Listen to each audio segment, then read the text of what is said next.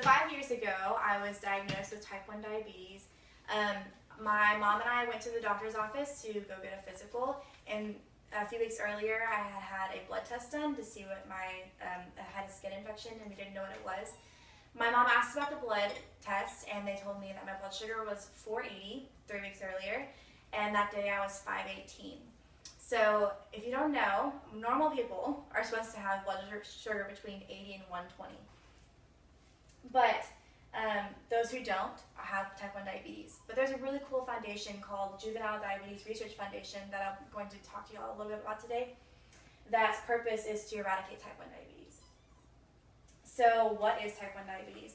According to the Mayo Clinic, type 1 diabetes is a genetic disorder and it's chronic, so you have it lifelong. The pancreas, which everybody has, makes beta cells, and these beta cells break down sugar in your body. The University of Pittsburgh Medical Center talks about diabetes a little bit more and tells us that without insulin, cells can't have energy. So your body can't have energy, which means things start to damage over time and nothing works out. So it's not a very good disease to have. What other kinds are there? There's actually 3 types of diabetes. The University of Pittsburgh Medical Center talks about it a little bit more and tells us that there's type 1, which is also called juvenile type diabetes because it's in children a lot. This is the most severe because your body is not making any insulin, so it can't break down foods the right way. There's type 2, which usually is found in adults and can be reversed, so it's less severe. By eating correctly and exercising more, you can get rid of diabetes. Where in type 2, the pancreas doesn't make enough insulin. And then for the 3rd type, there's gestational, which can occur whenever women are pregnant. There are a lot of hormone issues. The pancreas can go into a flux and not make enough insulin or just kind of stop overall. The Juvenile Diabetes Research Foundation, or JDRF, is an awesome program that was founded in 1970 by Lee Ducott with a couple of other parents who just had kids who had type 1 diabetes and they wanted to get rid of it. So they talk about how on their website, I quote them and say, they achieve a world without diabetes. That is their goal, is to achieve a world without diabetes. And their mantra is less until none. So they want less and less diabetics to be diagnosed until there's absolutely no more and there's a cure. It's a worldwide organization, so there's 17 countries that they are partnered with, and they have places there for type 1 diabetes where they do research and they do human trials with different types of insulins and different kinds of innovations in order to help diabetics.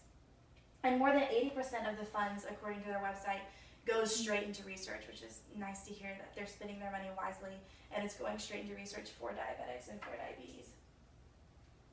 Here's a chart I put together that just shows a little bit more statistics from the JDRF website. It's diagnosed diabetics in the U.S. between 1980 and 2010. In 1980, there were 5.6 million, and then 2010, there were 20.8 million diabetics. And a lot of this doesn't necessarily mean increasing diabetes, but increasing being able to diagnose it and seeing the signs. But it is good because we are noticing more and we're being able to help it and move it along and eradicate the disease.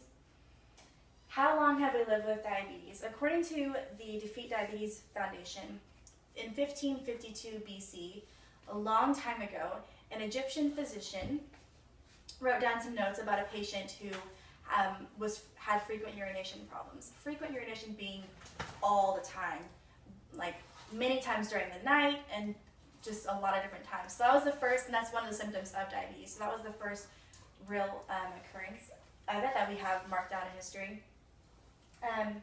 But it is getting better because in 1897, Defeat Diabetes marked that a 10-year-old who was diagnosed with diabetes would only live for 1 more year. A 30-year-old who was diagnosed with diabetes would only live for 4 more years. And a 50-year-old who was diagnosed with diabetes would only live for 8 more years. But in 2004, they showed that even though diabetics tend to still only have marked out 15 years less of their lifetime compared to the general population, it is getting less. And there's so much more research going into it, trying to get rid of this disease and figure out what the cure would be. So how can you help? If you were to want to donate to this organization, JDRF, that is one way you can help. You can fundraise. You can also just give your time. You can give your time and you can give your efforts into this organization.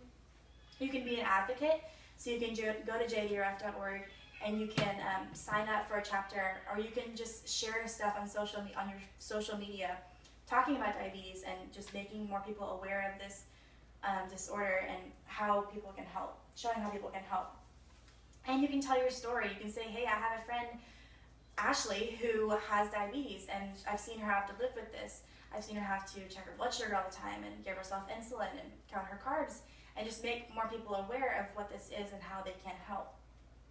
And there's also really fun activities that JDRF does put on, like Walk for a Cure. This is a picture in San Antonio in October 2015 of a huge group of people who are involved in this JDRF, and they are walking for this, raising money, getting together with friends, and helping JDRF in their cause. So in conclusion, diabetes is a genetic condition that is lifelong, and JDRF, their goal is to have less until none. They are working towards this with research and putting their funds all in the right places. And you can help if you want to. There's 29.1 million people as of 2012 from the Center for Disease Control that are living with diabetes in the U.S. today. And you are able to help with that if you so choose. So you can help eradicate diabetes with JDRF and help me not have to use it anymore. So if y'all have any questions.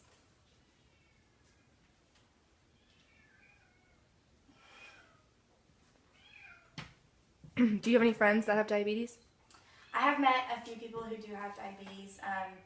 It's become more aware as I've come to college and seen more people who have it.